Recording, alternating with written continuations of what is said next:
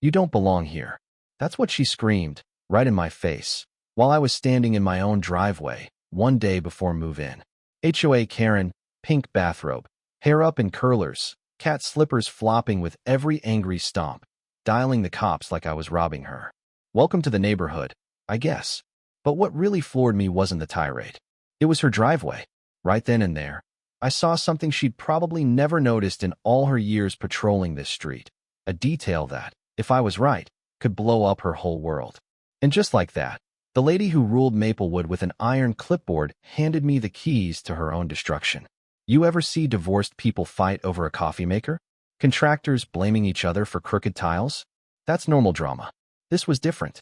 This was a grown woman, Abigail Gonzalez, starting a suburban war over me daring to exist. Me, Austin Gray, master plumber, barely survived a divorce, new to this block and apparently public enemy number one. All because I moved in a single day early. She had a whole routine, clipboard, tape measure, even a camera with a telephoto lens. This wasn't a bad mood. This was premeditated. She'd been plotting for days, waiting to show everyone she ran this place. Then came Officer Reyes, God bless that man, rolling up with the weariness of a cop who's seen one too many HOA freakouts. What seems to be the problem this time, ma'am? He already knew the answer, and so did I. She declared me guilty of unauthorized occupancy, waving that clipboard like a judge about to sentence me. I handed Reyes my deed, my title, every paper in the book. He barely glanced at them. This gentleman owns the property, he said. You'd think that'd be the end, right? Oh, if only. Abigail went on about neighborhood standards and the right kind of people. I'm a plumber, not a mobster. But that didn't matter. I was an outsider, and that's all she needed to justify turning my life into a police procedural. She snapped photos of me, my truck, my tools, even my mug of coffee. For documentation, she announced, like she was building a case for Judge Judy. Meanwhile, Tom Collins, neighbor across the street, software guy, home all day, sidled over with a coffee and a warning. Document everything. You'll thank me later. I thought he was kidding. He wasn't. See, what caught my attention that first day, besides the circus act, were these orange survey stakes on the property line. Fresh dirt, brand new. Whenever I looked at them, Abigail grew more jumpy. The whole neighborhood had this manicured, almost military look, flowers lined up like soldiers. And Abigail, lurking behind the blinds, turned neighborhood watch into a full-time gig. Her grudge felt personal, like my existence was a cosmic insult. But, maybe she was just nuts. That night, around midnight, I spotted her in the yard, winter coat over her bathrobe, measuring tape in hand, spray painting my lawn with orange marks. Tom texted, "She's mapping your property for a 6 a.m. operation." I lay awake, wondering what in God's name I'd gotten myself into. Morning came with a blizzard of fake violation notices taped to every surface I owned. Maplewood Neighborhood Standards Authority.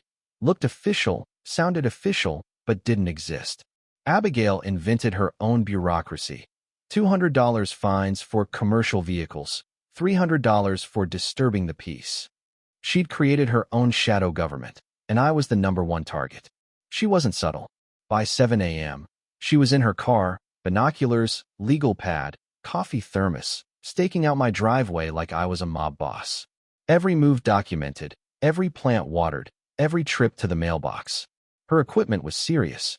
Camera lenses, color-coded filing system, red for parking, blue for noise, yellow for suspicious activity. Honestly, if she'd focused on something useful, she could have run a NASA mission. But then Tom showed up with a printout that made my blood run cold. "No easement on your property," he said, pointing to county records. "But look, she's been using her law firm's computer to dig up your entire life. Divorce records, business licenses, even medical files. It was a full-on invasion. And that's when my business started tanking. Calls came in. We heard about legal problems with your licensing. Complaints filed with my insurer, the Better Business Bureau, anonymous tips to clients. She left fake reviews, tracked down my ex-wife, spread rumors. My biggest contract, 3 months of work, vanished. All because of Abigail's vendetta. The real twist? The title company emailed me. No driveway easement exists. Her driveway crosses your property illegally. The very thing she'd been obsessively guarding. Her precious driveway was built on my land. She'd been trespassing for years. No wonder she tried so hard to scare me off. But the story didn't end there. A new player entered the scene, Derek, Abigail's son. He emailed me, "You need to see this."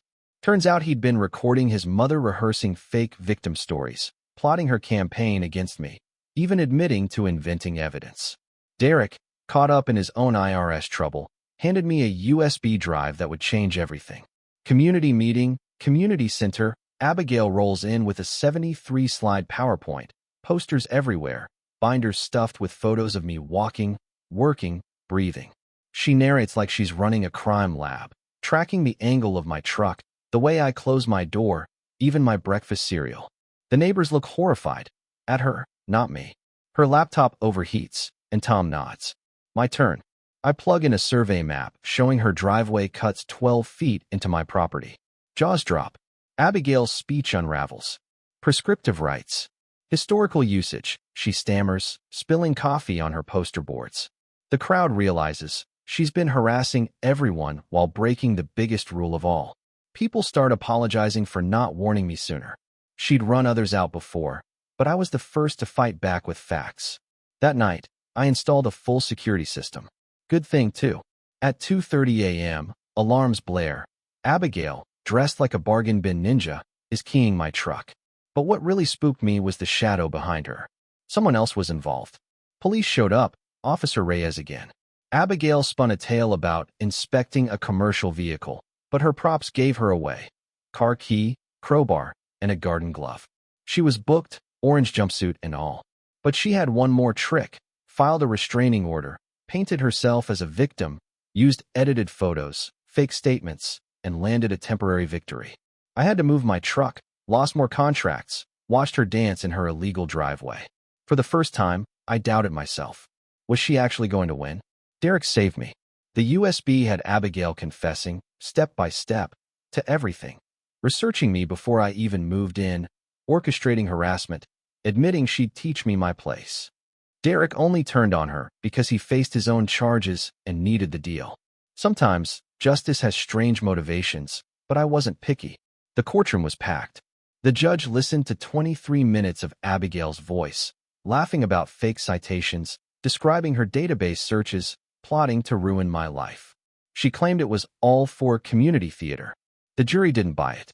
Judge vacated her restraining order, barred her from contacting me, and referred her for prosecution. Her law firm fired her by text before she left the courthouse. I sued for defamation, business interference, emotional distress. The settlement, $15,000, legal fees, and written apologies to every client she'd smeared. Derek got his own restraining order against his mom. And as if karma was on a schedule, the final nail came in the mail. I got my building permit, and the county approved my fence. 6 feet of cedar privacy, legal in every way, blocking Abigail's driveway. The crew joked she was watching with binoculars for hours. She even chained herself to a neighbor's sprinkler by mistake, protesting in her wedding dress. Officer Reyes had to keep a straight face as he freed her. Fence finished, gate locked, and Abigail's car stranded in her garage, trapped behind my wall. She had to park blocks away and walk past the fence every single day, a living monument to her downfall. Some neighbors pitied her, most were relieved. Property values recovered, word spread, the bully was done for. But she wasn't done. She called 911, claimed I threatened her life, tried to launch Phase 2. Officer Reyes and my security cameras debunked every word. The court hit her with fines, probation, and a mandatory psych eval. Derek testified against her. The foreclosure notice landed soon after. Abigail lost her home, her job, and her reputation in one spectacular implosion. 6 months later, Derek sent a card from Arizona. New life, new family. Thanking me for showing him that sometimes, justice means choosing what's right over what's easy. As for Abigail, last I heard, she rides the bus to a part-time gig. The house is now full of kids who play soccer in the very driveway she guarded like Fort Knox. That fence. 6 feet of actions have consequences.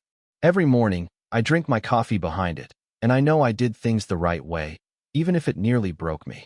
So yeah, maybe revenge isn't about payback. It's about boundaries, literally and figuratively. And if you made it this far, I gotta ask, who's the wildest neighbor you ever had? Who do you think was right? Drop your story in the comments. And if you learned anything, remember, good fences really do make the best neighbors.